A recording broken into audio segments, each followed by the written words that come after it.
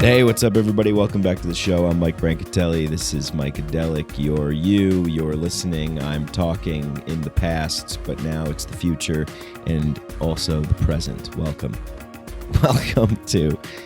to this podcast. Got a great guest on the show today. Got my good friend Joey Gallagher, the executive director of Psychedelic Club. Psychedelic Club was one of the first places that I went to when I moved to Denver. The Psychedelic Club of Denver holds weekly meetings every Monday at Hooked on Colfax, which is a great place, great coffee, great people, and been attending as much as I can, and been fortunate enough to do some events over there, some speaking and things like that. So Psychedelic Club, they're an awesome network of chapters. They're not just localized to Denver. So Joey heads up as the executive director, the Psychedelic Club National, and they're dedicated to increasing awareness about psychedelics. And I love that they are founded on the idea of cognitive liberty. Man, that is just, I love that phrase is just getting around more. I love that more people are embracing it. I don't even know where I first heard it, but ever since I first heard it, I just said, yes, that is the thing.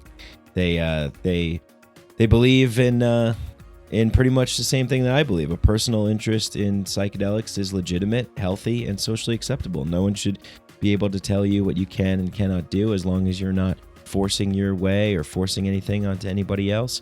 You know, it's our bodies, our minds, our souls, our choices. And, when we embrace that, when we can tolerate that in this world, and we can have more peaceful, above ground, tolerant and acceptable form of psychedelics integrating into society, we can really begin to heal a lot. There's a lot of people that are doing a lot of healing right now, and a lot of people that are coming out that are curious and coming out of the psychedelic closet, not being afraid to talk about this stuff, not being afraid to stand firm in your integrity and what you believe in.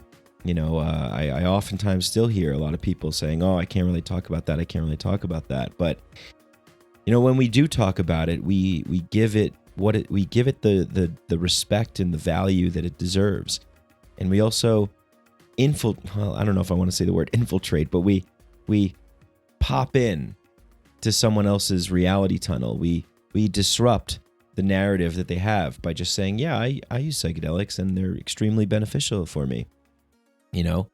Whatever it is that you do, and that's the beautiful thing that I love about what Joey has created with many others, Bethany and Clayton, and Joe Moore is also on the board advising, and am I leaving some people out? I forget. Dave. There's a lot of amazing people that head up this organization and bring this together, and the beautiful thing about it is that every time I go to Psychedelic, there's always it's just filled with people who are curious and open and want to learn about this stuff. And we talk about all this in the show, so I'm not going to go on too much. But Psychedelic Club is a great organization, so I highly recommend checking it out. All the links are in the show notes, in the description there, and check it out. And like I said, they're a network of chapters. So maybe they have a chapter where you're located, or maybe if you're interested in starting one, then you can reach out to them and contact them. I believe this is a great way to spread the message and spread the love and find the others and join in this psychedelic renaissance that we find ourselves in.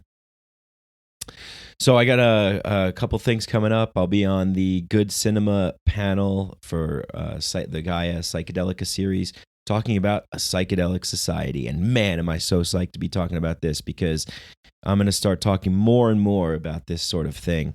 Through the years of doing this podcast, that's sort of my whole intention, was to try and fuse libertarian philosophy with the psychedelic experience. And from that initial core, I've expanded into so many different diverse realms of thought and ideas and experiences that have just made that whole original idea so much more robust and so much more fluid.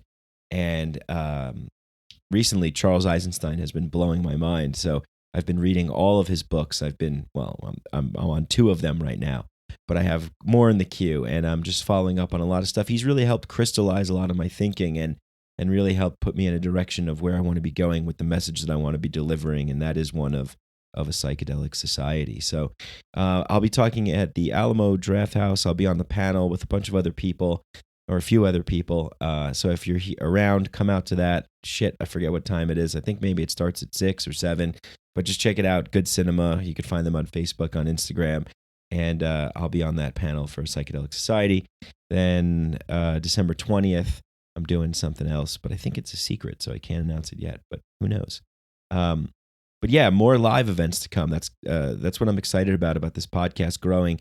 Just more. We're getting so many more listeners and more downloads, and it's really awesome. And I want to start doing more things live, more face to face, and just really kind of stepping it up. So stay tuned for big plans coming in 2020.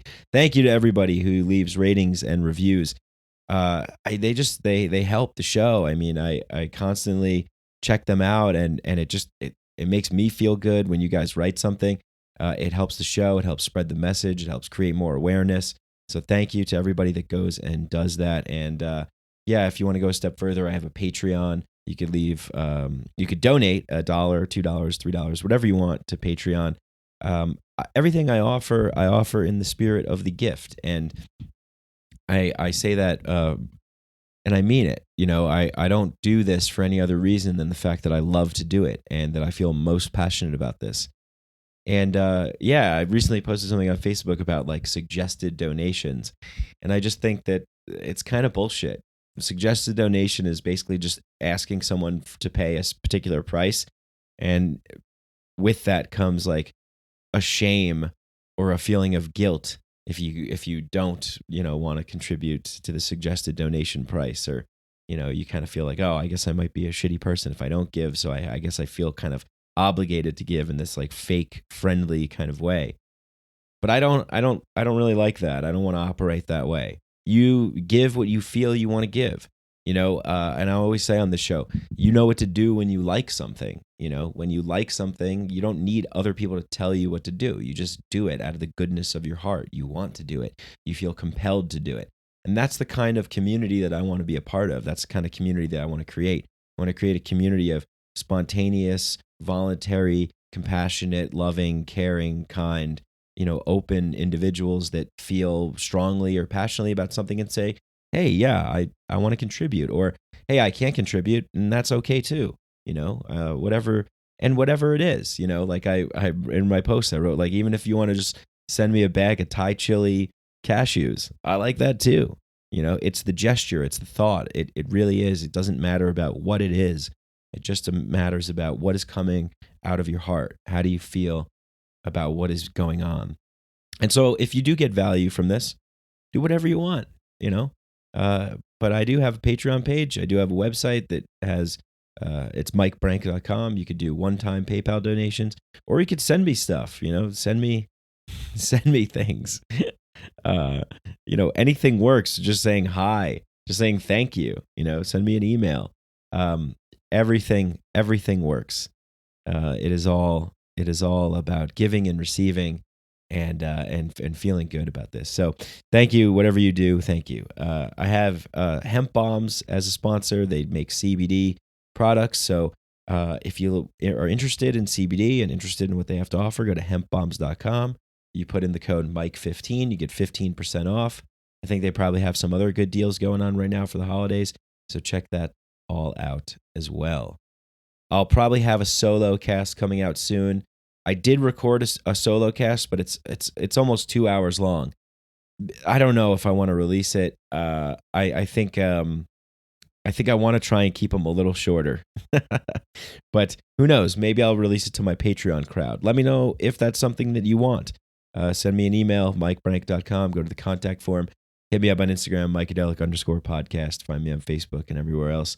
And that's it. Anyway, let's get into this awesome conversation with my good friend, Joey Gallagher, the executive director of Psychedelic Club. Psychedelics are illegal not because a loving government is concerned that you may jump out of a third-story window. Psychedelics are illegal because they dissolve opinion structures and culturally laid down models of behavior and information processing. They be open to us the possibility that everything we know is wrong. We don't need new laws that control our consciousness and rigidly place it in a prison. Cognitive liberty. The fact that as adults, if we're not hurting anybody else, we should have the right to explore the contours of our own consciousness without any mediation or legislation on the part of somebody else. Reject authority. Authority is a lie. Or is it perception? Information is power, but we have to seize the opportunity. The opportunity.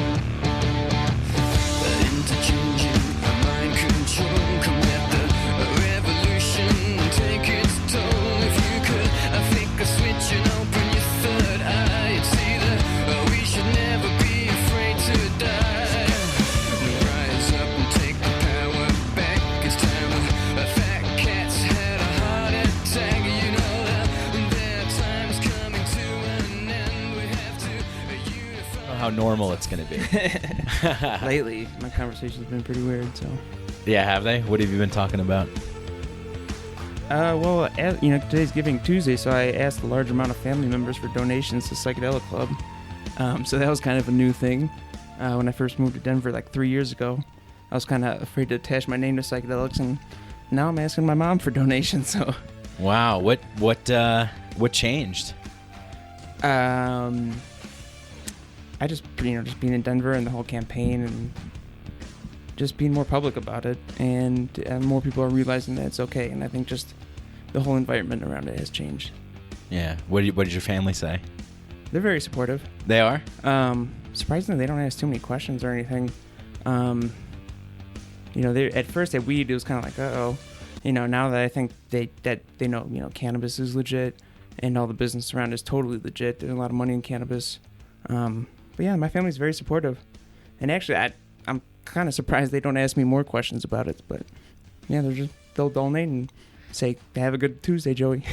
Did they donate? Yeah. Oh, yeah. Oh, nice. I think most of my donations came from my direct family members. And I think some of them have never even tried psychedelics. So that's really cool.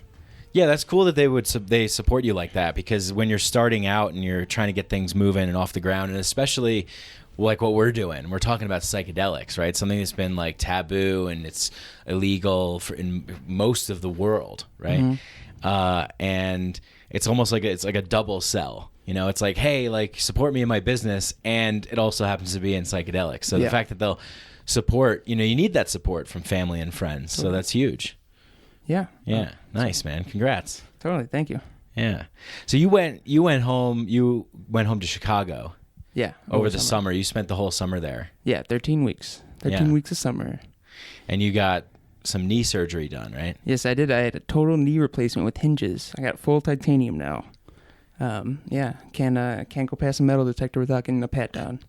Every time, right? Oh, yeah. I mean, it's a huge titanium thing.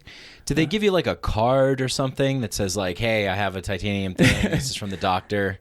No. That'd be helpful. No, yeah. And actually, TSA, unsurprisingly, were total, jerks about it. I had my knee wrapped up and everything. And I'm like, I have a titanium knee, and it's obviously wrapped up.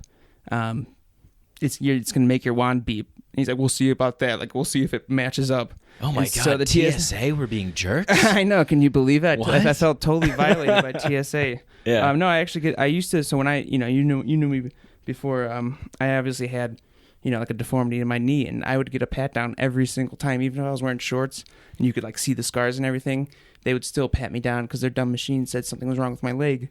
But I've always gotten pat down. So yeah, and you were born with what was you told me once before, but well, I'm gonna try to pronounce it, but I might screw it up. It's Macrodystrophia lipomatosa.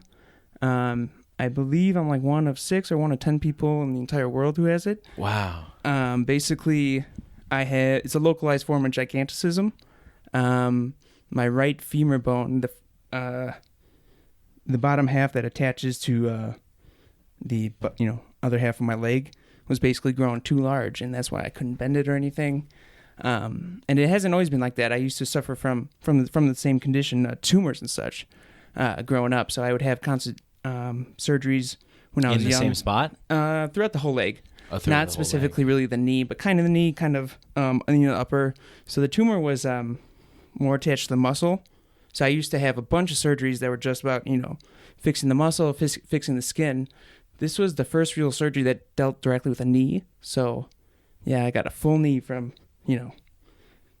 6 inches is just all titanium and everything. Wow. So. And that's a really intricate area. There's a lot of moving parts and pieces, and yeah, that's a big deal. Oh yeah, dude, it's like the most psychedelic thing that's ever happened to me. Wow. Getting a new limb, yeah.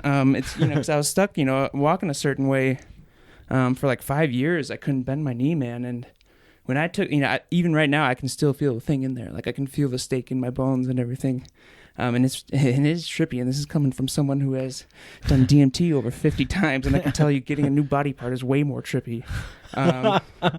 Like learning when I first yeah, man. Wow. took I had some skin work done too, and I had a knee straight for a month, and then when I can still remember like it was yesterday, taking a step and bending my knee, and it was like first I just felt every component in this thing, in this contraption, and I could still feel it, but not as much.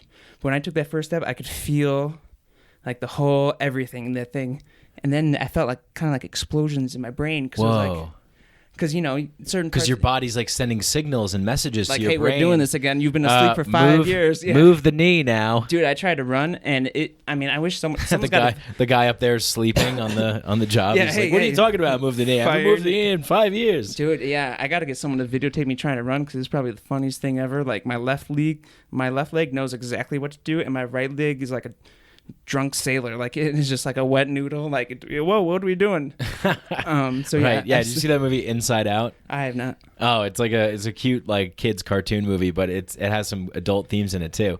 But it's funny. It's just like they personify the body. Okay. So it's like, okay, well, like, what do we do with this knee now? What do we do with this leg? That's exactly. We don't know how to operate this thing. But so you're rehabbing it now, right? Like you're working it back to health. Yeah, it's a long process because there's some muscles in my leg that I haven't used for 5 years, and they're like, when they started, they were like as small as guitar strings. Like even right now, like I can barely kick out my leg. When I first started physical therapy, I couldn't do that at all. So like, cause I just haven't been able to do that kicking motion in 5 years. So yeah. So you said it was the past 5 years. Like before that, were you able to bend and do more things with it, and then it kind of came on at that time 5 years ago? Yeah, the bone started growing. So basically, like gigantism is your body doesn't know when to stop growing. Right. And the more common is regular gigantism, I guess. Yeah. Well, how old were you 5 years ago? 22. Okay, so at 22 it started to come on. No. So well, the bone part. The bone part. So throughout I've had 10 or I lost count of how many surgeries I have. I had my first surgery at 2. But those were tumors. So it was like, imagine like in the leg. Yeah. Same so imagine leg, like the muscles overgrowing. Okay. So like they instead of growing into huge buff muscles, they grow into tumors, and so they had to remove those. So this was my first surgery completely focused on bones and stuff. So right, yeah. So you've had multiple surgeries. Oh yeah. On your right leg. Yeah, this was a medium surgery. I had a total knee replacement with some skin work, and I would say this was my middle of the road for me, man. I've had worse and I've had easier. Okay. Wow. Yeah. Yeah. So, but because you've been used to it. This has kind of been a part of your life, like. Oh yeah. It's kind of crazy. So there's like different sects of people who know me, like my family. Obviously, like Joey's having knee surgery. This is this is new. Nothing new. So they're it's like they kick into gear. They're ready to support me. And then so it's like then there's people like you who knew me at first with just a major limp, and now afterwards, and now there's people who know me with no limp. So it's like right. I remember meeting you at the Circus Collective, I think, and it was when the decriminalization, when the signatures just got approved. Mm-hmm. That's when I had just moved here. I think I'd been in Denver maybe 2 weeks or whatever, and I remember them saying someone gathered a bunch of signatures and got the Libertarian Party on board. And then, as soon as I heard that, I was like, oh, someone here is like that? And I'm like, that's cool, man. And then I saw you, and you got up, and you had the limp, and I wondered, oh, what is that or whatever, but I just immediately had this like, damn, this guy's like, he's doing it, man.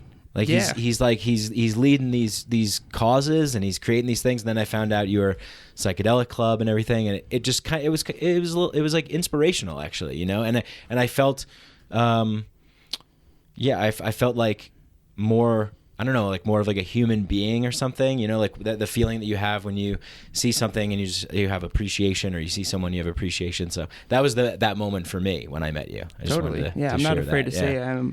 say I probably knocked, top 3 most doors the Denver Decrim campaign. And actually my job before moving to Denver was a canvasser. I used to work 6 days a week, 10 hours a day, going door to door. Please don't. I would hate to live in a world where there was 10 days in the week. Yeah, that'd be terrible. But yeah, that was my job, and I actually got a phone call a month or two from my former boss.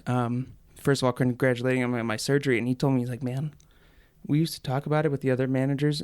We had no idea how you made it door to door. You had some of the most doors and a bum knee. Like, we couldn't believe it. And so yeah, it wasn't easy, that's for sure. But I think it also it looked a lot worse than it was. I was still able to, get around. It looked really, really bad. It looked like I just broke my knee.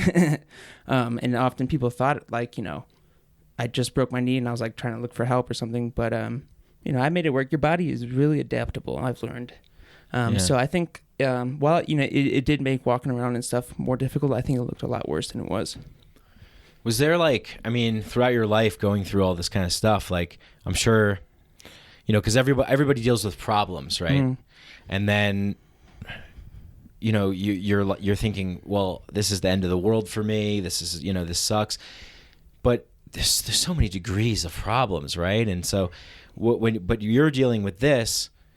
Did you have any kind of like fear and doubts, or like just general sadness or depression? How did you kind of like get through all of this?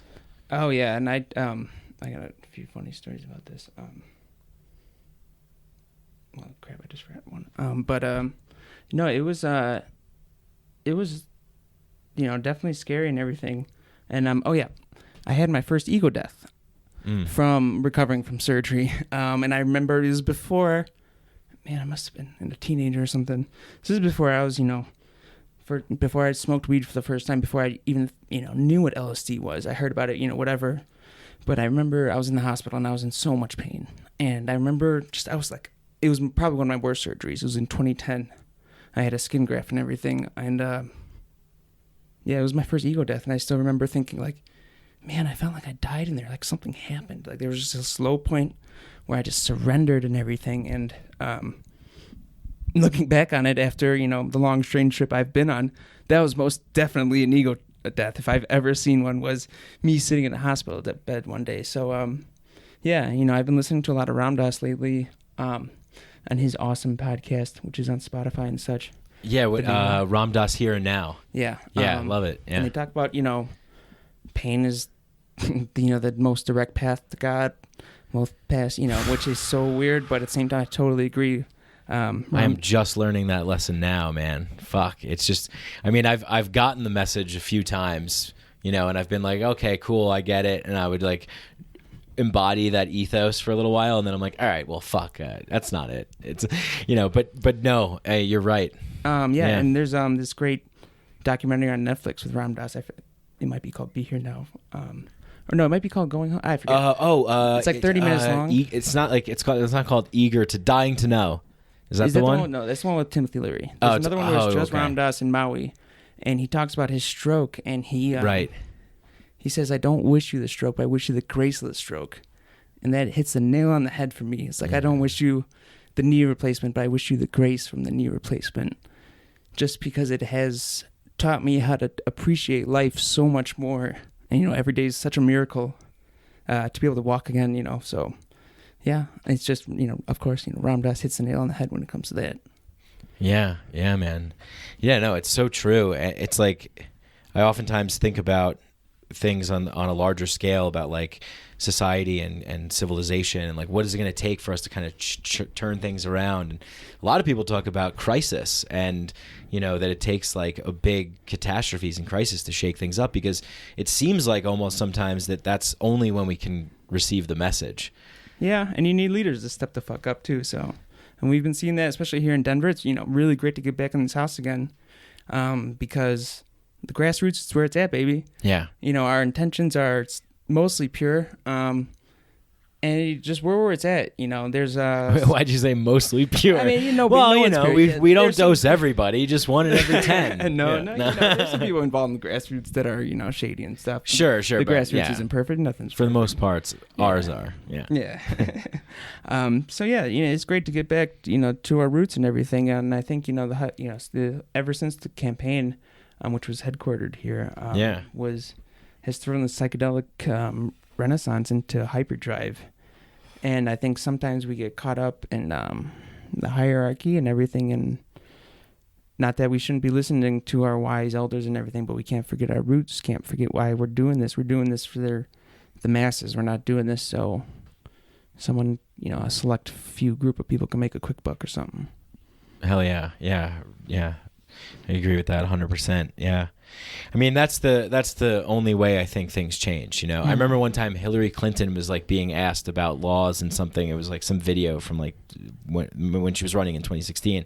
She's like, you don't change hearts and minds. You change the laws and then the hearts and minds change. And I was like, you are a reptile from Jupiter and I need you to be sent back there. 100% wrong. We're going to force comment on psychedelics because of our campaign, because of our run-of-the-mill, or not run-of-the-mill, exact opposite of the run-of-the-mill, because of our armada, our, fly-by-the-seat campaign. And it's exactly the opposite of what she said. And I think, some people in the policy activist zone kind of got a little upset that a bunch of grassroots people most of us never even, I've been involved in several campaigns, but a lot of teams were never involved in a campaign before, and they pulled off the biggest campaign in 2019. It was one of the greatest things that I've ever seen. Yeah. I mean, people get paid so much money to try and do that, and then here we are in this beautiful home making buttons, and we did it. Everybody's just coming together. I mean, I'm firmly in the camp of like that's the only way that things actually change for the better. It's like committed, passionate, like-minded, like-hearted individuals coming together, collaborating voluntarily, and spontaneous. It's like it just happens. You just get together. It's not this formulaic, mechanized thing like a lot of businesses run, and it's fly by the seat of your pants, like you said. Like I was talking to Travis the other day about this. Like that's why people like Fish, the Grateful Dead. Like they just improv when they're being interviewed. I watched that Long Strange Trip documentary.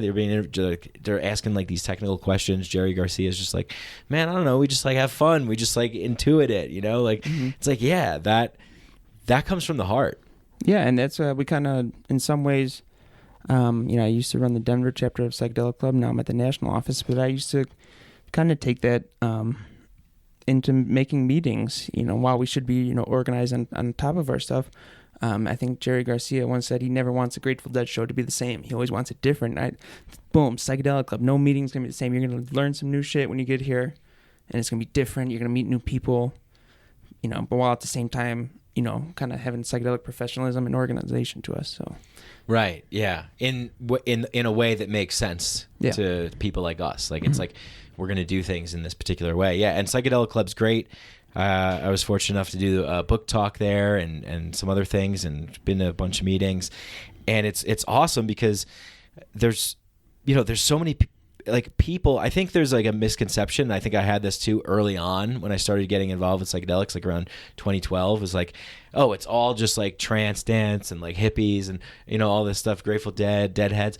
But you're meeting people now in a large part because of Michael Pollan's book, but you're meeting a lot of people. They're like, yeah, I heard about this thing. I heard it could really help, PTSD or depression, and people that are they're just people. Yeah. And I think if you come to the Denver meeting, that's, the age range is crazy. The demographics for Colorado, it's a lot of white people, which we're going to try to alleviate, but, it is Colorado. But the age range, the demographics, the backgrounds, the political beliefs, it's great. So yeah, like that, and so you worked so hard on the decrim campaign, and you busted your ass on that, and you're heading up Psychedelic Club at the same time, and you're working and you're doing all this stuff, and your knees busted up, and you have the limp going on and everything, and you're still doing it all, man. And so like, through this process of with your life, and when you're talking about these surgeries and growing up and this stuff and that ego death moment, like that sort of like gave you this leader heart in a way. Would you agree with that? Like it kind of made you realize that like I'm just curious as to like walk me through like what that experience was like. Like what did it feel like? Like what were the thoughts going on in your head when you had that experience? Yeah, sure. Well, first I would like to say the way I basically came into this world. If you've ever met my dad, he'll tell you a story about how he brought me home from the hospital in his 1973 black Gran Torino that he still has. Clint Eastwood? That was a 72, I believe. Oh. Okay. But he has that poster in the garage, don't worry. My grandpa looks just like Clint Eastwood. And he actually made him pose with the car, with the gun. Nice. So yeah, we got that poster in the garage too. So you might ask, why would a loving father bring a baby home in a 1973 Gran Torino? Well, that's because my mother had a RX-7 sports car and my car seat wouldn't fit in there. So that's how I came into this world. Wow. Yeah, so that kind of, added a little badass to my flavor right off the bat.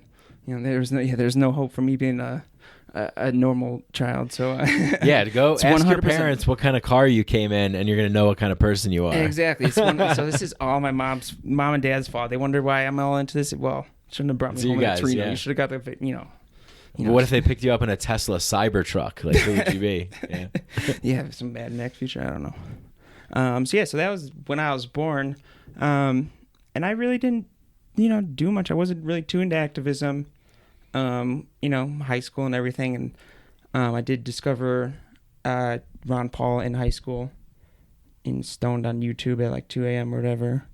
Awesome. Yeah, watching like Ron Paul clips. Yeah. What year was this? This was his 2007 because it's the primaries. Yeah. 2008. Okay. So when his first presidential, I think it was his first. Did he run in the 80s of the Libertarian Party? Libertarian Party. Yeah, but yeah, his first big presidential run in the Republican Party. Yeah. So then I got super involved in libertarian politics. I've kind of got a little disillusioned, due to like social conservatism and white nationalism. I don't think libertarians have done enough to expel them from our groups because they're like the exact opposite of.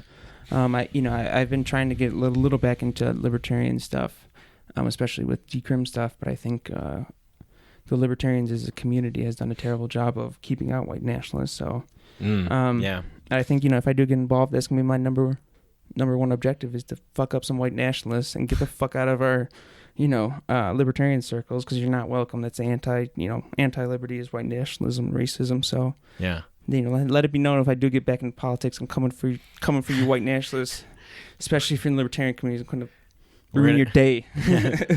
Well, yeah. I mean, if I were to come at them, I would just try and just dose them. Like that would be like come on now, Mike. You can't be dosing people unconsensually. Well, if it's white nationalists, I mean, come on. It'd be better than violence. I'm a pacifist. Okay, it'd be better than hitting on the head with a hammer. Yes. If the hammer was laced with LSD. What if the hammer was laced with DMT and when you hit them with it, they just exploded? They were like, "Holy shit! I'm sorry." And then then what happens is they become all of our servants. They have their minds blown. They realize the wrongs of their ways, and all the racists and bigots become our servants. Unless they go do some Charles Manson shit. He used LSD to get his people to do his shit. Yeah, but we're not Charles Manson. So yeah, I mean, I'm glad you brought that up because like I felt like with libertarianism, like it's just another camp. Yeah. I think that like I agree with the core principle of like the non-aggression principle, I agree with a lot. I agree with a lot of things, but I also don't really fully like I remember when I was doing this show, Part of the Problem, all the time, and I was like into libertarianism and, just reading all the you get stuck in a bubble. Oh, yeah. Totally. You get stuck in a bubble. Just and like psychedelic kind of too. Yeah, just like psychedelics. I mean, you can get stuck in a bubble, and I always try and not get stuck in a bubble because when you get stuck in a bubble, then you're just confirming everything that everyone else believes, and you're just saying the same stuff, and there's no challenges, no new fresh ideas, except for these factions that have went off. Like right as I started transitioning out of libertarianism was when like Chris Cantwell and like these like Richard Spencer and this alt-right thing came up, and so many libertarians were like, "Oh, that's the way." And I'm just like, all right, this is ridiculous. Like I'm infighting and warring factions. It's like, I don't want to be a part of that shit. Yeah, there's a lot of social conservatism Fuck that. too. Yeah. They extend the knowledge a lot. I don't know who I'm saying they, but a lot of people who proclaim themselves libertarians kind of extend the olive branch much farther to Trump than they did Obama, and it's totally hypocritical. They're both fascists. Fuck them both. And Trump's the one in power right now. Like, they love to bash Hillary and Obama, but it's Trump right now who's the commander and shithead. Yeah, I just think that the whole thing is such a distraction. It's such a theater, this political game. I mean, there's a lot, I think, on the local level, politics on the local level, because you could actually, influence it. Yeah. But all this other stuff, I mean, it's just, I don't have time for it, man. Totally. Like, extend an olive branch to the people, like you were saying, the grassroots and getting the people involved. Like, that's the only way forward. I mean, I'm sure you see it, right? Like, how many people come to Psychedelic Club and are like, oh, wow, like, I never knew about this before, and thank you for having me. I'm sure you have, like, some... And does anything come to the top of your mind, actually? Like, since starting Psychedelic Club, like, any moments in particular that stood out for you in terms of... just like what you've built here? Yeah. First of all, I've made a ton of new friends, and it's kind of corny, but I think I always say one of the best parts of Psychedelic Club is all the new friendships we made, and it's like our biggest accomplishment. Dude, we don't talk about friendship on we this don't. shit. That's, I mean... It's not really. We talk about real stuff here. No, yeah, totally, yeah. It's not corny. It's the truth. Friends, community, man, connections. You need that, yeah. Yeah, and I mean, I think that's how we've strengthened our friendship, and there's several, it's basically, how I know Travis and everyone is through different psychedelic meetings and stuff, and it's really cool. So yeah, that's, I've heard it from other people. It's like, man, especially people who are new to Denver, people come here looking for a new life, and they just come to psychedelic meeting, and you've got instantly like 20 new friends. Yeah, that's why you're sitting here right now. Exactly. I mean, when I first came to town, I was like, all right, I got to find all the psychedelic stuff going on in Denver, and yeah, Psychedelic Club was probably one of the first places I went to. Yeah. Turns out we have a meeting every Monday. Every Monday, yeah, at a great spot. Yeah. Sometimes it gets a little too hot, but it's okay. You just, builds character. Yeah, it does. Yeah. It's like a sweat lounge. I was in an Uber today, and the woman in the Uber had the heat on, and she was wearing a T-shirt. But everyone else that got in, it was like a Uber pool. Everyone else that got in were all in jackets and stuff. It's like first world winter problems. These are the important issues of the day, guys. We need to get to the bottom of why this woman wasn't wearing a jacket. You crazy 4 stars. With the heat off. Yeah, it was hot. It was hot in there. It was hot. 4 stars. Yeah. I don't even think I star rated her yet. But the cool thing about Psychedelic Club is that it's not just here in Denver. Oh no. It's expanded. I mean, I've seen psychedelic clubs popping up all over. I know there's one at a college. Which college? I forget. CU Boulder, and CSU and Colorado Springs. Okay, cool. So yeah, 3 different colleges. And there's a lot of activity happening at the college level too. Like totally. There's so much cool stuff now. I mean, when I was in college, that wasn't going on. Yeah. So the Boulder chapter was the founding chapter actually. They just hosted Sarah and Ryan of the Zendo Project, so that was an awesome meeting. We've got that Colorado privilege that Zendo is just right there in Boulder. We have about 13 chapters. We have big plans for 2020. We're probably gonna double or triple in size in 2020. So awesome, man. Stay tuned. Yeah.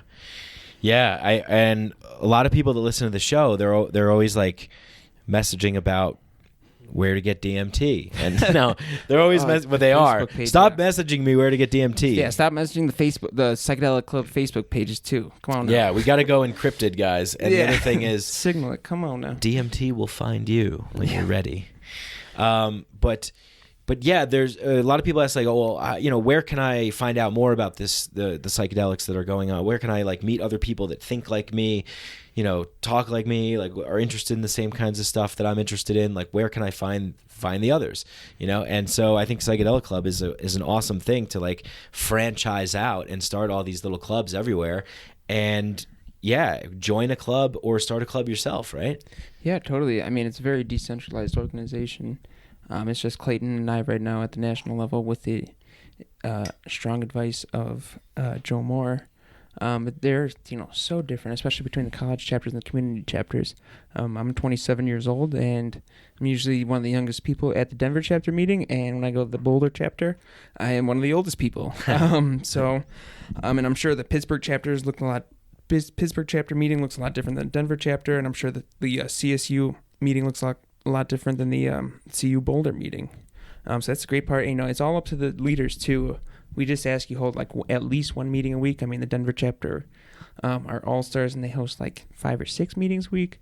And so, like I said, it's very up to the leaders how involved they want to be in everything. So I think it's just a great organization. We specifically do not directly work on political campaigns. We can, first of all, we are a 501c3 charity, so we legally can't get involved. We can endorse initiatives like we endorsed decriminalized Denver, but we can't spend any money on it. So, Psychedelic Club did not print any, things or anything. And from a philosophical point of view, this is not, really the space to talk about. There are plenty of other places, to organize politically. We totally support that. But this is for education and community. So, that's where we're at. And there's a lot of other great groups. If you want to be, politically involved, go to Decriminalize Nature, go to the Drug Policy Alliance, Students for Sensible Drug Policy. They're all amazing organizations. Right. And they're a little more politically active than us. Yeah, I mean, that's what I love about Psychedelic Club is exactly what I was saying before. It's just it attracts anyone and everyone who heard anything about psychedelics, and the kind of variety that you guys have of meetings and stuff. They can just come. Anyone's welcome, and it's all everything. Every meeting has a point to it, some kind of thing that's going to be shared and learned. Yeah, and there's the membership's very general. We say if you come to one Psychedelic Club meeting, you're a member for life, and we try to keep all our meetings and events as most of our meetings are free, and we try to keep all our events free too. And there's all different levels of psychedelic use. Some people have never even tried psychedelics, and they come to meetings, and they're more right. Yeah, and then some people, are old deadheads and have done mushrooms every weekend for the past 30 years or whatever. And so that's kind of cool too. It's, you get to see just different people are at different level of their journey and stuff. So yeah. And so you guys have sort of a framework or something, and then each chapter can just kind of run the meetings how they want and whatever topics they want and whatever ideas that they have, but they have to kind of follow a certain set of guidelines. Is that how it works? Yeah, kind of. I mean, it's all up to the chapter leaders. We do have, plenty of meeting recommendations, like the book of the month, like you did. That's been a huge success for people that are unfamiliar. It's just basically someone presents the book instead of being in high school where everyone pretends they read the book, but no one actually did. So it's really cool because then you can show up to the meeting without reading the book, and you can ask the person who read the book questions and stuff. So a bunch of our chapters have adopted that. A big thing we do with meetings is we encourage leaders to have time for discussion. So if you watch an episode of Hamilton's Pharmacopoeia on peyote, we ask the group, who's tried peyote, what's it like and stuff, instead of just being okay, that was the episode, see you next week, bye. We try to integrate everything. We try to integrate the teachings. And if we host a speaker, we always ask them, please leave 20 minutes for question and answer, because we just want that, community vibe. We're not here to lecture, we're here to discuss. Yeah, that's what I loved about the book talk that I did. It was so fun. I mean, I loved just because at first I was all right, I'm presenting this book, and then sort of maybe halfway through I was because a lot of people were asking questions, I'm let's just fucking talk about this. And it was great. Everybody was talking, everybody was chiming in, and we had a really robust discussion, probably 20 people or something like that. Yeah. And yeah, it was really fun. And then after that, people hang out afterwards and that's great, yeah. Go talk about more stuff. Yeah. That's what the real discussion is pizza and beer after. Yeah, exactly. Yeah. But this is the way things get spread, and you're doing it, but by bringing people together, getting people interested, educating people, and then creating a space where people can communicate with each other. I mean, what else is there? Is there more? I don't know. You pretty much covered it. Generally being nice and friendly. Being nice, yeah. Listen to people, man. So many people just have so much agenda, and they have so much, just judgments about people, and a lot of people kind of use the positivity and psychedelicness to kind of cover it, and I feel like there are a lot of judgmental people in psychedelic circles, and they think just because they're positive and whatever, they can kind of get away with it. But be true, treat everyone like it's God and drag, but in a real honest way. Don't be this fake. My good friend and partner in crime at Psychedelic Club, Clayton, said, I'm going to paraphrase, and he said, life is not just a bunch of positive, rainbows, and, you're not just an enlightened being. That's some Brave New World shit. Like, there is negativity to the world. There is suffering. You got to realize it and embrace it. So, I think, that's kind of a message for psychedelic communities. Focus on being more real instead of being positive, I would say, because then when you be real, the positivity is like a side effect. Totally, man. I couldn't agree with you more. And it's like, be real. Okay, what does that mean? It's like some abstract, like, oh, well, this is what real is. Real is like these types of people. They seem to be being real, so then I'll be that. But no, what it means, what being real means is like being really you. Yeah. And being really authentic and being genuine and being open and also being vulnerable, too, because everybody has their issues, everybody has their problems, and you're sharing yours, I share mine on this show. Like, it's the only way that we can tear down borders and boundaries and walls and fears, is that when we show up in that way. And like you said, that with Ram Dass, treat everyone like God and drag. I mean, we are all the same, Yeah. And another great thing that Ram Dass talked about too is like some people get so attached to this anti-materialism, anti-capitalism stuff. And he talked about it himself. He said to himself, I could never live in cities. I could, it's too crazy. There's too much pollution, yada, yada. Then he realized he was attached to this lifestyle of being a hippie. And that's the same thing as being attached to materialism. Right. You're just boxing yourself into an identity. Yeah. Yeah. Creating a story. And I've, with my new knee and everything, I've gone hiking and stuff. And I think, nature is beautiful and the mountains are beautiful. And I'm so glad to be back in Colorado. But at the same time, I'm pretty sure that's a material object.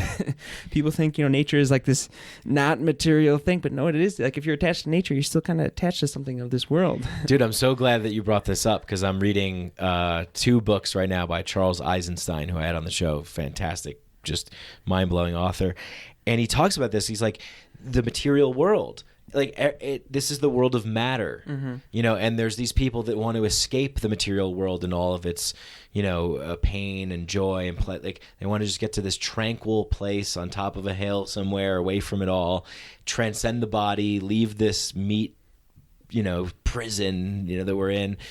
But yeah, and then Charles Eisenstein says, he's like, we're always reaching for high vibrations and transcending. What about low vibrations? What about the earth? What about the soil? What about the rocks? Like strength, courage. Yeah. Yeah. Everyone's so worried about this, the 7th chakra on top of your head, this spiritual enlightenment. And again, the great Ram Dass talks about this dualism. We've got to live as if we are God, but we're also human because we are human. We are here. We're not just here to sit around and kind of pray like the Buddha. He already did that. We're here to do shit. We're here to make the world beautiful. We're here to make art. We're here to make music. We're here to stomp fascists. We're here to walk dogs. Yeah, to walk dogs. Yeah, I did that. Yeah, professionally for a while.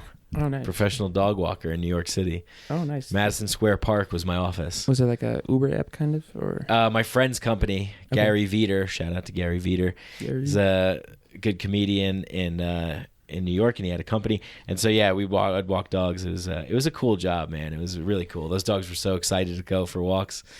But yeah, like you're totally right. Like we're in this fucking game. Like games. Why do we like games? Like, why do we like stories? Play. Yeah. They're fun. They have rules. They have limitations. You have to strategize and figure out how to get around them. Like, I really believe that's the purpose of all this is like to go forth into it all, and I mean, if your life was perfect, it'd be pretty fucking boring. That's for sure. Totally. Yeah. So, I mean, that's kind of in my understanding, in my Wikipedia expert knowledge. That's kind of like that's all that's allowed here. Yeah, my YouTube scholar. That's kind of basically the principle of Hinduism. And again, I could be wrong, like I said, YouTube scholar, but basically, like with my situation, God and drag, God wanted to experience life with localized gigantism, And yeah, cool. It's like kind of like playing a video game on hard. Yeah. If you just played it on easy, you're just gonna kill all the bad guys and woohoo, you beat it in an hour. Fuck that. Let's try this on hard. Let's okay, now I actually gotta do. I gotta think about this. Same with life, man. If that's what Again, I don't know if I 100% believe this, but it kind of makes sense sometimes. If your life was just easy peasy, go on through, it'd be boring as shit. And we gotta experience some hardships to really, get the lows. To have the highs, we got to get the lows. Well, yeah. I mean, I think we're in the realm of form. We're in the realm of sensory experience, So it seems like that's what... Might as well test out all our senses. Might as well test them all out. And might as well try and, I think, marry the balance between the two. Totally. I mean, I think that's like the next level of the challenge. Yeah. It's like, okay, once you've made it through these levels, now it just keeps leveling up. And I think I was talking about this the other day. I was like, I think that it's like what we ask will come to us too, in a way that but in a way that we never expected. Yeah. So if it's like, I want to accomplish this in my life, okay, cool. Here's some fucking challenges to get you like warriored up to be ready to receive that. Yeah, I mean, I go on long hikes kind of to challenge myself, not just physically, but mentally. I think that's one thing people outside of Colorado don't realize about hiking is it's not, so much about the physical stuff. It's more about, it gives you mental clarity. The attractive physique's is just a side effect. Right, yeah. It's just like my buff calves are just a side effect. Yeah, I wasn't even thinking about getting buff calves. I just wanted to go in the mountains to get mental peace.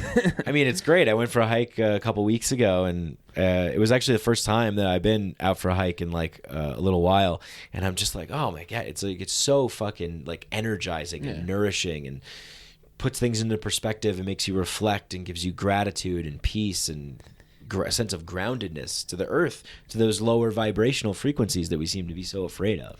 Yeah, it's really hard to be nervous and upset and angry when you're on a hike, because sometimes the hike gets hard, and you don't got time to be angry. You don't got time unless you're on a hike with a fascist. Yeah, or something like, I gotta push you or something. I push you off this cliff. Just shut up until you get to the top of this thing. Yeah, you stupid ass. Eat this rock or something. I don't know. But yeah, no, it's cool how hiking is for mental clarity.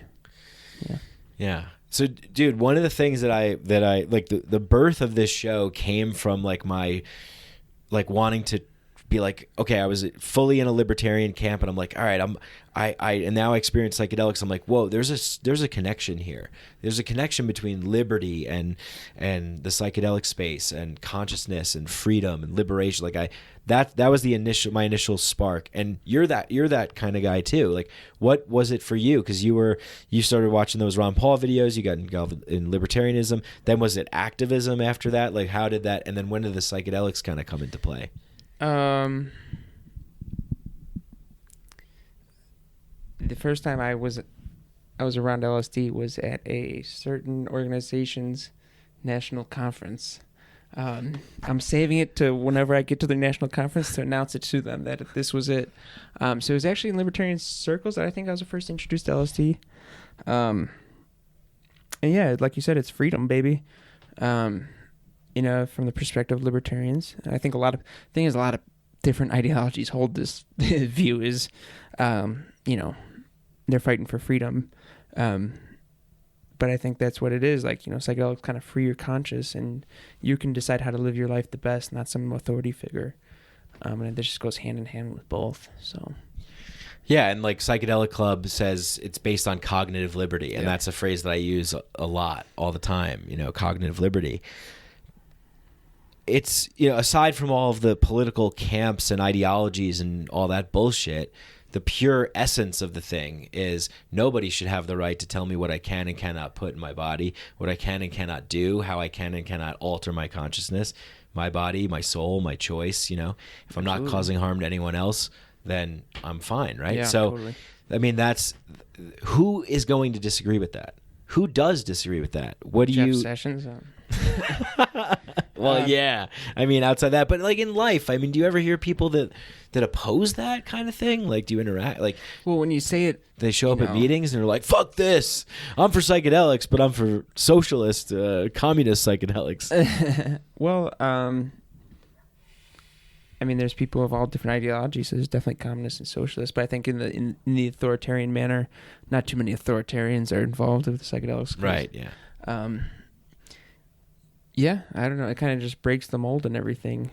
And I've noticed a lot of people who are on the left kind of are like left anarchists. And a lot of people who are on the right, not libertarian but conservative. And it's important to make that distinction. We've got to really, we've done a poor job of separating ourselves from the right. But a lot of people who are conservative kind of, are very anti-authoritarian. And still supports Trump somehow, but I think there's just a large anti-authoritarian streak to psychedelics, and especially since not only the substances themselves, but the government has demonized them so much. Like once you take, you're like, oh shit, I've been lied to again. Like you smoke weed for the first time, you're like, wait a second, this isn't so bad. Like maybe they're lying about other shit. Then you take some mushrooms, you're like, God damn it, they were lying about this too. Yeah, I mean, really, the only way you can find out is try it. Yeah. Direct experience. Not the substances themselves kind of give you this like anti-authoritarian fire in you, and the fact that the authoritarians have lied to us for so long and so harshly. Like, oh, if you take LSD, you'll melt your brain.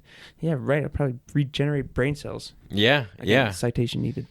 Well, no, I mean, it's just the veil of lies, and yeah, and then psychedelics can liberate you in that way because, you're going, okay, like we are nature. We are a part of nature, and nature doesn't like run on mandated force. Yeah. It runs on flow. It runs on creation, destruction, chaos, order. It's this, a ocean wave could be like really beautiful, but then there's a tsunami that comes, right? Yeah. So that's the way that nature operates. We're no different. We're spontaneous, right? So this idea of authority and forcing people to do things, I mean, it's totally not the way of how human beings want to naturally live. Yeah, and I think the anti-war really comes into it because not many people can eat a bag of mushrooms and go shoot someone right for the oil companies. So I think that plays a huge part too. Yeah, definitely. Yeah. What do you think about I mean, there's so much going on, and you guys are always posting like news articles and stuff. I mean, that's kind of one of my primary sources of how I find out about what's going on in the world of psychedelics, right? Psychedelic Club's always posting like FDA just granted breakthrough therapy for psilocybin for major depression, right? Like these are huge wins, and MAPS is doing like really good things, and there's a lot of other companies. But there's also this idea of like, and something that I've been thinking about, and I know a lot of other people have been thinking about. I think some of the guys over at Symposia have brought this up too. Is this idea of like psychedelics just becoming another commodified good or service within this structure of this like crazy powerful empire in which we're existing in, this, you know what I mean? Like it's just going to be a consumed and made crony capitalism. Yeah, it's going to get cronyfied. Yeah, and there's I think what America is experiencing right now is like a fusion between the worst parts of socialism, the worst parts of capitalism. We have these greedy motherfuckers who are in control of the government. And I think, this, I don't even know what fusionism, I don't know what to call it, whatever America is. And I think crony capitalism can definitely take advantage of psychedelics. And then we really got to watch out for that. And that's, me personally, I just want to bring it all down, decriminalize and legalize everything. Bring down the total drug war. And I think that's the best way to fight it. If, make the licensing easier, I think, people should be able to sell psychedelics very deregulated. There should be some local regulations and stuff, as far as like dosing and pesticides and whatever. But it can't be like, how cannabis, how it's so fucking hard to get a license. Like you need a whole compliance team and shit just to open up a single dispensary in Colorado. And that's ridiculous. I think the way to fight, because only rich people can afford that. I think kind of what the left struggles with is, when you have all these regulations and stuff, you need a compliance team to do all. You need lawyers and stuff, and who can afford that? Rich people. Again, so you kind of got to find the balance between regulation and over-regulation, because if you over-regulate, then only only rich people can afford the $500,000 startup fees or whatever. So I think the best way to combat that is to, really decriminalize it and, legalize it, but make the application process easy and stuff, reduce the fees. I mean, it's ridiculous that it costs so much, and yet we get taxed on cannabis so much. Why don't you use the tax for that shit, for the application fees? So it's easier for people who are in, a less economic situation than these crony capitalists in cannabis to open up a dispensary. But that's not how the government thinks. No, they want to figure out a way that they can keep the people at bay from tearing down the whole fucking system, and also, so giving them a little bit of what they want and getting still something that they want, right? Which is like, $30 on taxes if you're buying recreational from a dispensary. So it's like, and then the other thing is the great point that you brought up is that it excludes a lot of people, you know. So we do see a lot of people in the psychedelic community, in the spiritual community, in the consciousness community, whatever you want to call it, like, like come to my retreat, $1,000, or buy my special crystals and all whatever all these things are. It seems to be more geared towards people that can afford that kind of stuff, when really a lot of people that are suffering and in bad positions in life and maybe need a lot of healing, and it's like we need to give access to them too,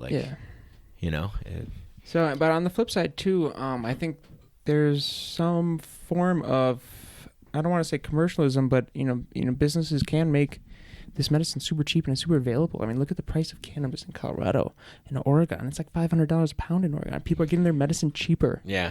We will soon be able to get weed delivered in Colorado. Nice. Yeah, so I think there is, there's two sides of the coin. Yes, can crony capitalist apps take it over?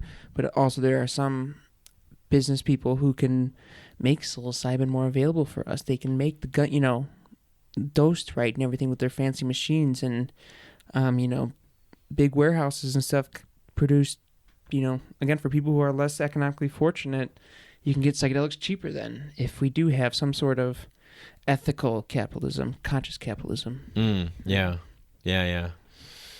I just feel like, I don't know, like, do you think that's possible? Oh, I mean, conscious capitalism is way more attainable than conscious socialism or communism. I might get a little flack from my leftist friends from that, but whatever. And while I'm on this rant, some of the people on the left have been a little hypocritical because they bitch about people not paying taxes and shit. What does the United States government use those tax money for?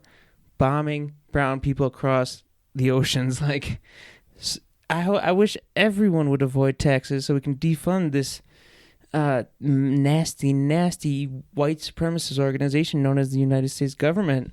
Like, Yeah. I mean, I don't think, people get so, they didn't pay their taxes and stuff. Well, we need to really fix the tax problem because they're just going to use it for bad things. Like, I don't want to be paying policeman's salary. Right. Yeah, no, I mean, it's we've been so conditioned to just kind of believe that this is the only game in town. It's like, well, I remember, I think it was Tom Woods, I think, that says this. And he says that, like, it's always this 3x5 card of allowable opinion. It's either, they're arguing, Mitt Romney and Hillary Clinton are arguing about 10% taxes or 30% taxes.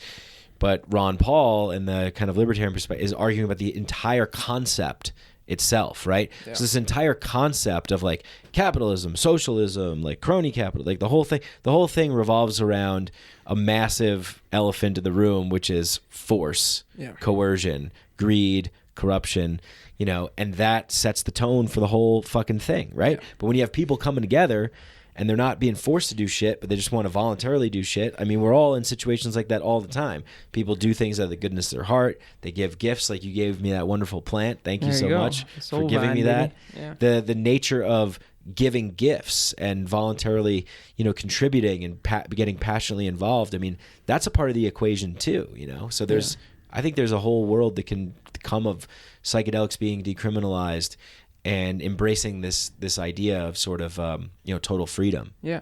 Totally. Yeah. What would you like to see? Like, what would be like a cool vision as a world changer? In like 10 years from now, like, where are we living? What does it look like?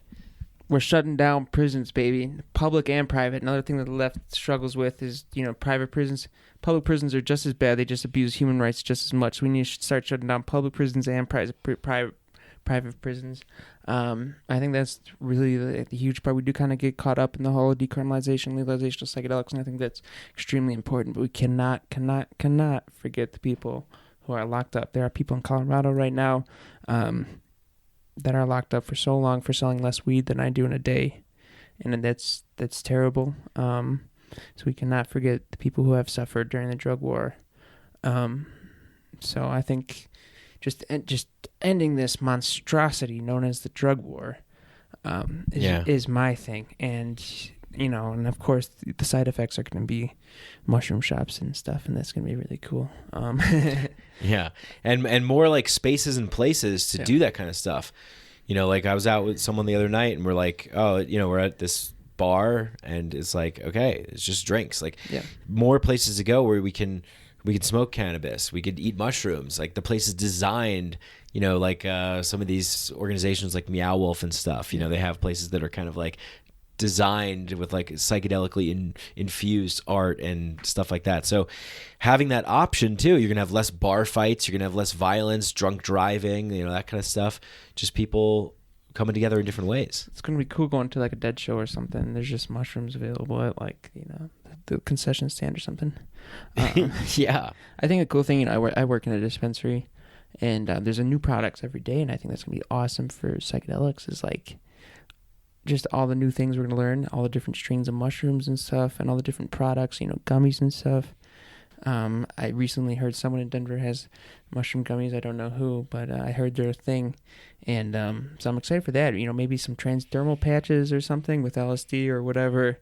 I'm excited to get properly dosed and clean stuff. I'm excited. Right. Yeah. Yeah. That's gonna be so great. important. Yeah.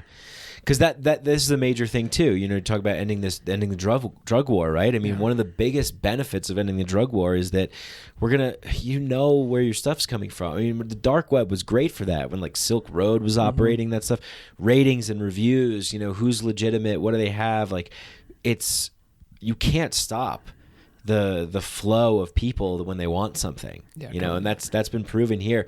And people tend to kind of come together to make sure that they're getting good things. So I'm sort of like an anarchist. I sort of think that like I just kind of believe in local. Like I think that like local rule is way better than far. Like totally. It's the 525 people that's sit in their chairs in Washington D.C. and the whole fucking apparatus outside D.C. the fucking beltway beast of think tanks and contractors and stuff, alphabet agencies. That's fucking crazy, man. Like we don't need that. So yeah, are you the kind of person that thinks that like, do we need government? Or what kind of form of government do we need? Or is it just like get rid of the whole thing? I like to say, globalized economy, localized government. But,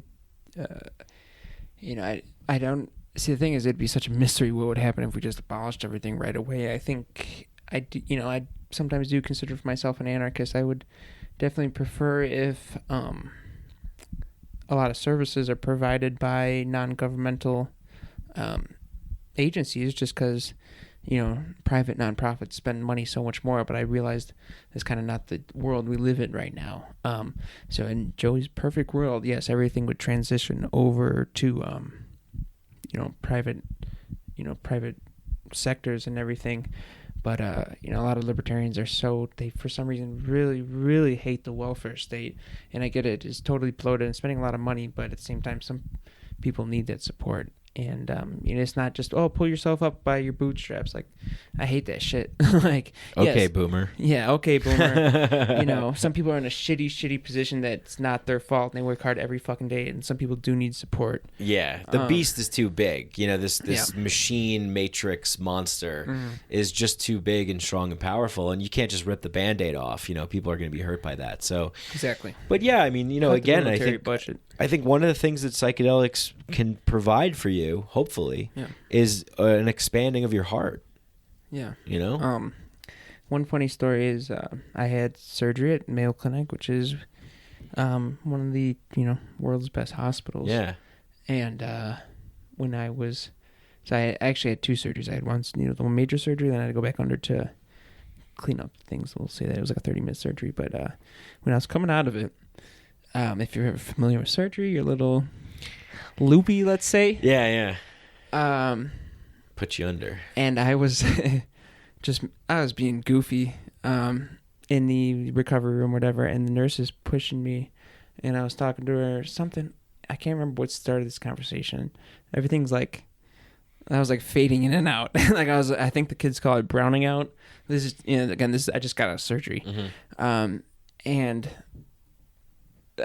I'm talking to I never even saw her face. I don't know what she looks like. I just remember her voice. And we were talking about my surgeries, and because they kind of try to talk to you, like, "Hey, you doing okay?" and everything. Yeah. And I remember she's talking to me. I'm like making like goofy noises or something. But then she's pushing me, and we're talking about my surgeries and stuff. And I say, the mental pain is worse than the physical pain, and that's why me and my friends in Denver decriminalized mushrooms. And she didn't say a word after that. I was like, what? Why did you respond to that? What the fuck?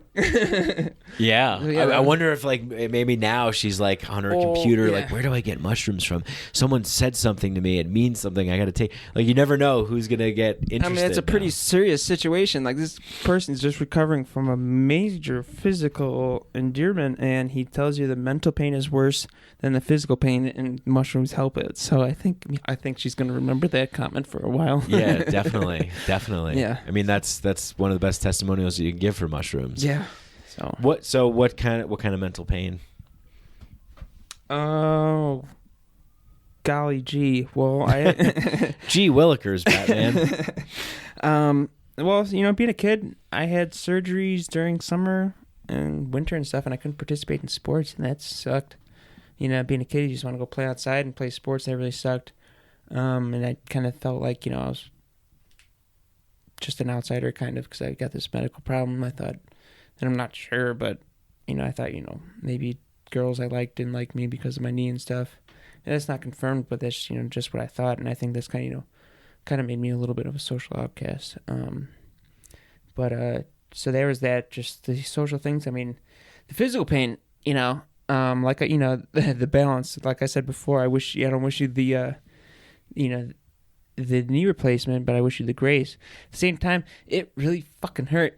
Like, the physical pain, man, holy shit. And I've been really taking it easy, and I don't really, in the recent months, haven't done any, psychedelics or anything. I've been trying to get back to baseline, just because I felt like I was in this different state of mind all summer, just not only from the drugs I was on to help alleviate my situation, but just the constant, being in pain and not being able to sleep and stuff, just has you in this mindset like you're just in the trenches, and some kind of, trying to get back to baseline.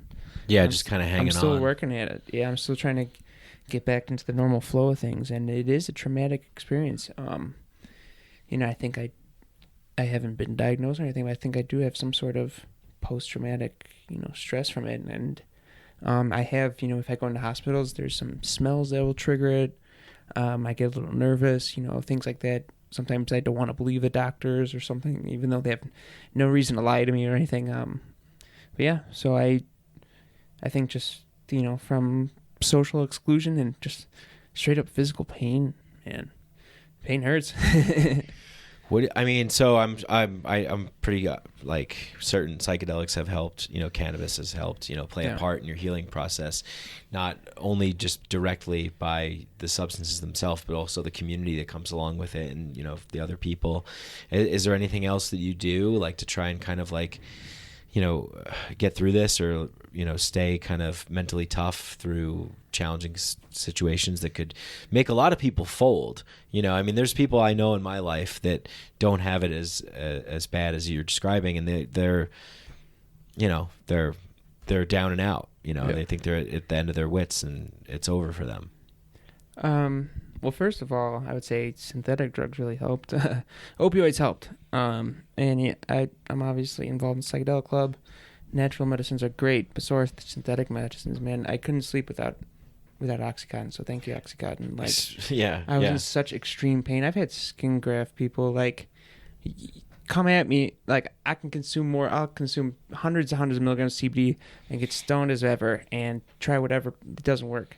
Like Right. I've tried everything, and it just, you know, I think that's some problem with the psychedelic community. We're all, oh, there's a natural cure for it. No way, opioids worked for me. And did they produce some bad side effects like constipation or something? Yes, absolutely. And I got headaches. Guess what? I there were some times I was in tears because I was in so much pain, and just taking an oxy helped me sleep for 4 hours, and that was more than worth the side effects. Right. And no, I didn't get addicted. I haven't. You know, I took pain, you know, opioids for 2 months straight, and I just stopped, and I haven't searched for them or anything. Yeah, this kind of relates back to this kind of elitism, right? Like this is like Psychedelic elitism, psychedelic elitism, but also elitism in general. Like when you were talking about hiking in the mountains and stuff, it's like there's a level of like, this is material, the material stuff, you know, right? Like material elitism, you know. Yeah. So. Yeah, it's I smoked opium in Laos. It was awesome. Hell yeah. It was I walked into this bar, and there was just like a menu, and it was like opium, weed, mushroom shakes, LSD, like anything you could want. You just like order it, and there's Hell yeah. It was one of the coolest places I've ever been to. If you're in Southeast Asia or thinking about going, go to Vang Vieng, Laos. Okay, I'll Google Maps it. Yeah. But yeah, this is so I mean, these things are helpful, whatever tools that we can get to help us, right? Yeah, I mean, it's all, psychedelics are exceptional, but so are other substances. I think they all play a part, and they all have risk and rewards. And I think there's synthetic drugs have a place in our society, especially opioids. I mean, and actually Ramdas talks about this a little bit with hospice work. Sometimes they won't give you opioids in hospice because they're afraid of you getting addicted. A terminally ill patient is going to get addicted? Oh no! And this is, you know, Ramdas talking about it. Is like, who cares if they get addicted to opioids? That'll bring them peace. Like, you know, sometimes opioids help people live, and I think that's one part of, you know, the prohibition crisis right now we're seeing is people are overreacting to it. You know, they're not legalizing any of the drugs, they're prohibiting it, and so now people who need these drugs are not getting the drugs. It's harder to get, and I've actually kind of noticed with my surgery, like I was in a lot of pain, and they would not give me stronger, you know, and they gave me stronger stuff in the past, and I think it's, again, I have not confirmed this or anything, but the opioid crisis and the government's response are restricting people who actually need it, and so you know, more bullshit from the drug war. Yeah, I mean, yeah, it's like, and they created the problem. Mm-hmm. You know, yeah, it's a prohibition crisis. This is all a side effect of prohibition. You know, if we just decriminalize and legalize, we would know what's in our stuff, and we would be able to test it, and people wouldn't, you know, have to hide away to do it. Just like alcohol now, if you have a problem, you can talk about it for the most part and everything. So yeah, and I think what you're doing with Psychedelic Club is just like so huge too, because, you know, I go to a lot of shows, and, you know, I'm in like, I'll be around a lot of people that are, you know, on psychedelics, I would say. But then there's like, you know, I think sometimes when I think like the psychedelic community, I think more kind of like education based, like learning, kind of discussion opportunity, because there's a lot of people that don't know about it. Yeah. You know, they're just like, oh yeah, I just eat a bag of shrooms and I go to a show and I just like, you know, have fun. And it's like, cool. Yeah, that's cool too. I mean, that's fucking, yeah. I mean, I like doing it. I do the same thing. But yeah, I mean, but there's also another component to it too. Yeah. It's, in my opinion, like a world-changing field. Totally. Yeah. I think integration is so important, and you know, first and foremost, you know, Psychedelic Club is like, we're community organizers. We're here to introduce all this stuff to you. In the Psychedelic Club space, you know, we're not shamans, we're not mental, you know, therapists or anything. We're here to introduce you to all these different type of people. But yeah, you know, harm reduction and accepting the way, you know, people want to do psychedelics and stuff is very important. We're very inclusive. And we like to say too, you know, we're very inclusive of all substance users, not only because tolerance is cool, and but, you know, someone might be addicted to something and they're trying to use for psychedelics for relief. And if we're dickheads towards them, you know, they're going to turn away. And so we try to, you know, tolerance above all in Psychedelic Club. Yeah. Yeah, I think the place for being dickheads is not... Like, if we can't even refrain... That's politics, yeah. Yeah, but we it's like if we look at all of the people in society and we're like, oh man, there's so many dickheads and assholes. It's like, well, the one chance for people to kind of not be dickheads and assholes is at least the people in the psychedelic space, right? But you still see some of that. So like, what's the solution? Like more heroic doses? No, I mean it's just being true to yourself. And like I said, honesty, radical honesty. Don't use positivity as a cover for being shitty, man. I'm getting really sick of it. Fuck that shit. And I'll take a real person over a fake positive person any day. And I think that's the big part, is kind of just seeing through fake people. And same with libertarianism. People like to use libertarianism as a cover for white nationalism, and that's not acceptable. If you're a shitty person, you're using psychedelics as your cover. That is not acceptable. Yeah. I'm going to find you and call your bullshit out. I've already done it for a few people. You know who you are, and you're not welcome back. Yeah. I heard about, some stuff. And, anytime I see things like I've had other people on the show where we've talked about sort of like psychedelic community infighting and stuff. There was some stuff that happened with this guy, Paul Austin of the Third Wave. And there was, things like that. And, but yeah, I mean, it happens all the time. I mean, I don't mean to single him out. I just remember having that conversation on the show. But yeah, and I always look at like the comments or something on Facebook if there's something like that going down, and I'm just thinking to myself, like, we're supposed to be leading with like compassion and love and truth and honesty, and. Oh, just look at when the Psychedelic Club posts about AOC. I mean, we talked about it before. My political beliefs are closely aligned with, American libertarianism, as much as I kind of disdain the community at the moment. But as soon as we post about AOC, man, everyone freaks the fuck out, which is totally, and they just ad hominem attack her. I don't even want to repeat what they say. And I think, I don't have, obviously I agree with her on drug legalization and stuff, but she, when she talked about decriminalizing all drugs, and we posted it to the page, and people freaked out, like called her terrible names and stuff. And it's just like, what the fuck is wrong with you? I think a large part of that is people just trying to get attention, or just trying to vent, or getting, I don't know. They hate her more than they love liberty, I think. And I found that, if you hate something more than you love your objective, like what the fuck is the point? So right. So I think people hate AOC more than they love liberty. So,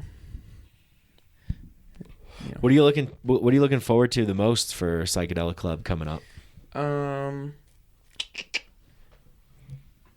Just all our new chapters, man. It's really cool to see all our new chapters pop up, and all the new friendships formed and stuff. Hopefully, we can start hosting conferences soon. We're really, really focused on chapter support right now. We're 100% volunteer runs, so if you do decide to donate, all your proceeds will go directly to supporting the chapters. But yeah, I think we're just going to rapidly expand, man. Every time we post about it, we get new chapter applications. We're backed up, and it's kind of a good problem to have. I have infinite emails to answer. So yeah, I think 2020 is going to be the year of Psychedelic Club. I think right now, technically, we're one of the largest psychedelic organizations. I mean, we have 13 chapters, and on average, 10 to 20 people show up to the meeting. So we have hundreds of people in our organizations, and is there any other psychedelic organization that can say that? Because a lot of them are independent. Yeah. So I would say, proud to say in some way, there's always a way to dice up the numbers, but some way you look at it, Psychedelic Club is one of the largest psychedelic organizations in the world. And I'm really, really proud to be at the helm of it with Clayton and Joe and all the other leaders. Yeah. No, that's really cool, man. We just got a little dog visitor. Hey, all right, Brooklyn. You can. It's all right. I actually came here to see Brooklyn the dog. Yeah, well, she's a nice dog. Yeah, and we bonded a lot during the decrim campaign. So I actually came over to see her. This was just I guess I have time for this podcast. Thanks, man. Appreciate it. Well, could you just, yeah, thanks. That's one of the things, actually, yeah, being in this house, like being here recording and, you know, the whole movement, like when I moved here and I just kind of started to show up to more things, and that energy of like that like we're working on a mission. And I feel like after the win, like people have kind of split off, and I haven't really seen like too much of, I mean, Psychedelic Club, of course you can go there, but it was like the core, like we're doing something and there's like a goal end point, like so we need to do that again. Like what can we do? It was kind of like a united thing. I mean, you know, for people that live outside of Denver, there's like 5 or 6 probably more psychedelic organizations in Denver alone. So we've kind of like, you know, kind of got, you know, a lot of us have gone our own way, I want to say. You know, I mean, a few of us get to Psychedelic Club, a few of us went to Spores, a few of us don't do anything. People are selling spores, you know, whatever.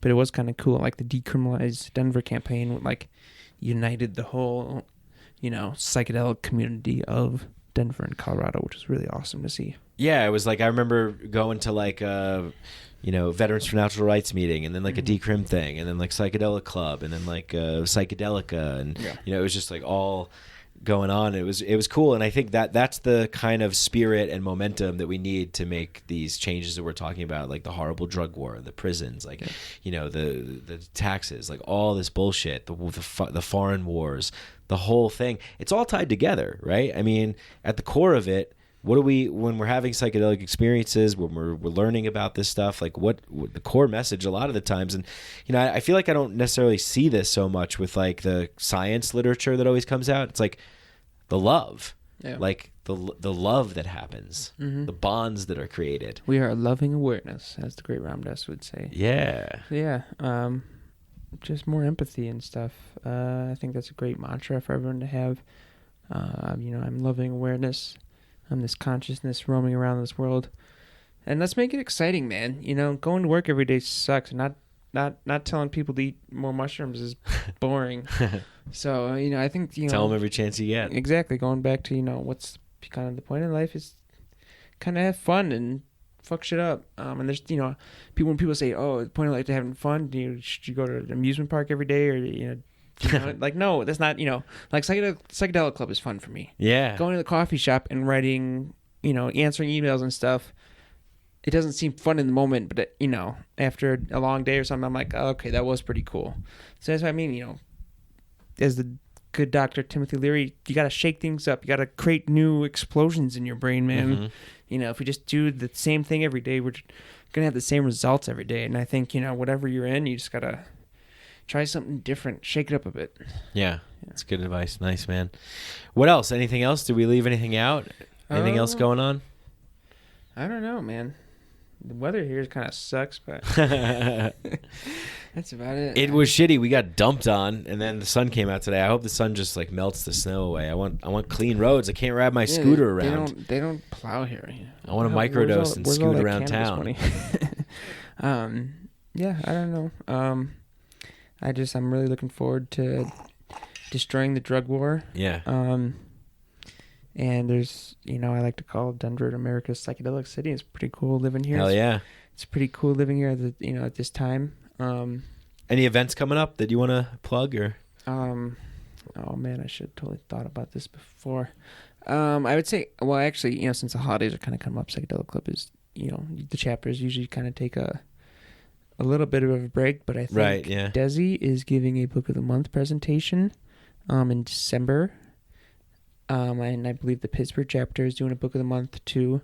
So the college chapters are about to break for winter. So I know the CSU chapter just had their last meeting on Sunday, and the Boulder chapter is either having it today or next week. I forget, and I don't know what the CSU or the Springs chapter is doing. But no, we got the good cinema stuff. Hopefully we're going to bring the movie Dosed to other cities. Nice. That's a great movie. I don't think Fantastic Fun Guy's playing anymore. But look at it, you know, social media. That's kind of the point of Psychedelic Club, is kind of to be high visibility, to, you know, be the bridge between the psychedelic community and the general community. So, you know, look us up. You know, if you do type us into Google, I've tested it several times from incognito browsers. If you type in Psychedelic Club, we pop right up.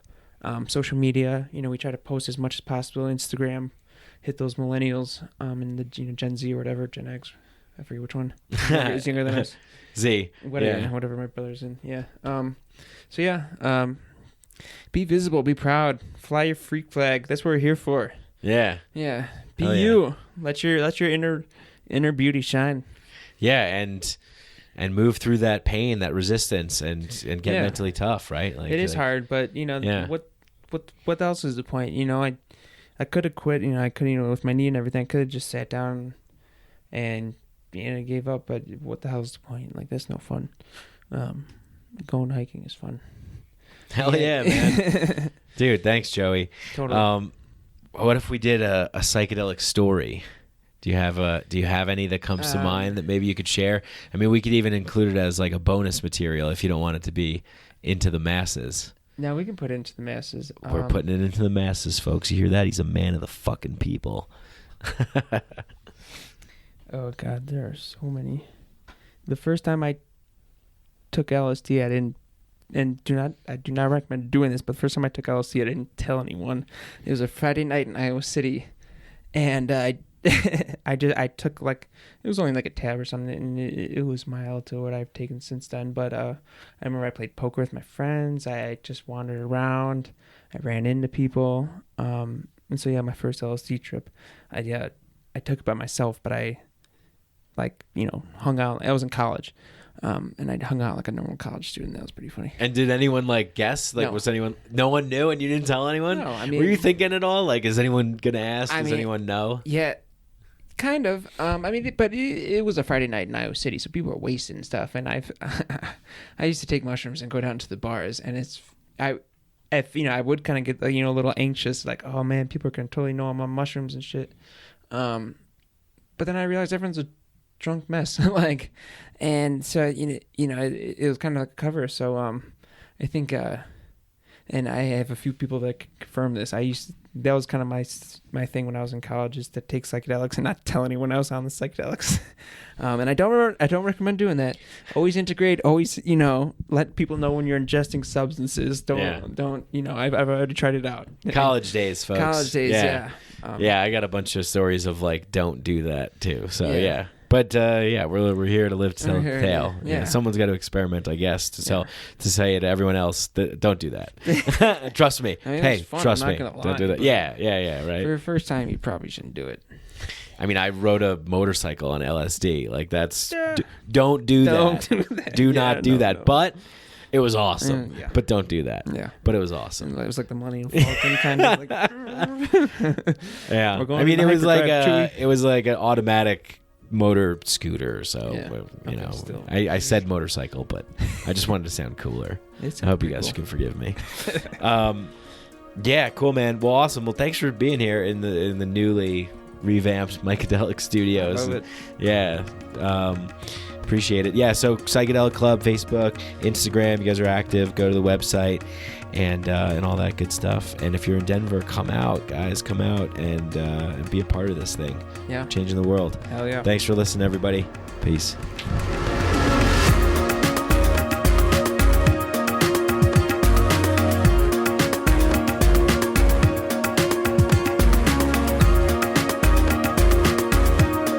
Hey, I hope you guys enjoyed that conversation as much as I did. If you did, go and leave a 5-star rating on Apple Podcasts. You can leave a 5-star rating and a review if you feel like writing something. That would be great. It helps the show a lot, helps us bump us up in the Apple algorithm, get the podcast exposed to more people. So if you like the show, go ahead and do that. If you want to go a step further, go to patreon.com/Mike Brank. You can donate, become a patron, be a part of the Psychedelic Inner Sanctum WhatsApp chat group of people chatting and connecting all around the world. We're finding the others, bringing them together, creating community. One of my favorite things to offer. I also release bonus episodes. Sometimes I do episodes that are kind of raw and kind of beta test them for the producers of the show, which are my patrons, the people who support the show. Big shout out to everybody that's a patron. Thank you for your love and support. If you want to do a one-time donation, go to my website, mikebrank.com. Go to PayPal and do a one-time donation if you feel that. And I really like the method of donation. it's a gifting mentality. And reading Charles Eisenstein's books recently and his talks have really kind of made me embrace the spirit of the gift, of giving and gifting. And what better time than this holiday season to be generous and to give. And, if you like the show, just tell people about it, spread it, share it. Also, contact me. Go to my email on my website, the contact page, mikebrank.com. Reach me on Instagram, Psychedelic_podcast. Hit me up on Facebook. Send me your messages. Send me your thoughts. Send me guest suggestions, ideas. Share your story with me. Reach out. Give me feedback. What do you like? What don't you like? And I love to hear from people. I always respond. So you can go ahead and do that. If you're interested in CBD, we have Hemp Bombs as a sponsor. You can go to hempbombs.com, get all kinds of CBD stuff. And I used to take their gummies. I think I'm going to start taking them again. I ran out, so I got to get some more. But they're really good. And check it out. If you're interested in CBD, you want to give it a try, put in the code Mike15 at checkout and get 15% off all of your CBD wants, desires, needs, and so forth. Big shout out to Danny Barnett and Galaxia for the music, the intro and the outro. And of course, thanks to Muse, who I mash up their song and put the Terrence McKenna clips and everything in without their permission, but somehow I'm still able to do it. So thanks, because I love that. And what else? I don't know. Thank you so much to everybody for your love and support, for listening. And I really, really, from the bottom of my heart, really can't express how grateful I am that out of all the podcasts out there that you choose this one to listen to. And like I said, let's really make this a collaborative effort. If there's something that you hear, that you notice, something going on with the show that you're like, hey, you used to do this or you do that, or I'd like to see this, or hey, did you ever think about that? Shoot me a message. I'm open. I communicate. I message back. I like this to be a collaborative effort. I want more community involved in this. So anyway, thanks. And till next time, peace.